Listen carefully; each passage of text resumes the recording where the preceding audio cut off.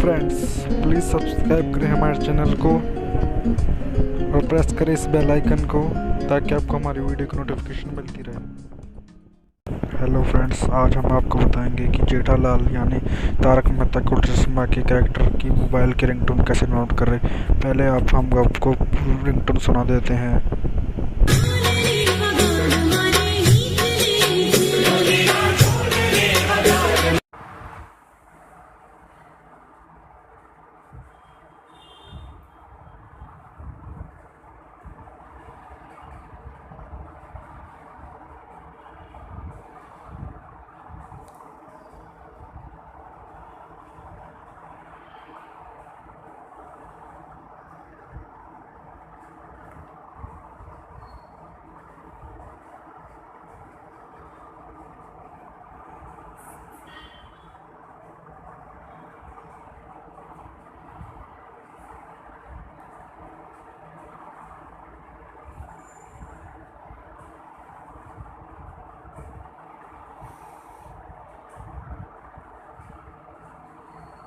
अगर आपको वीडियो अच्छी लगी तो लाइक करें और सब्सक्राइब करना ना भूलें हमारे चैनल को।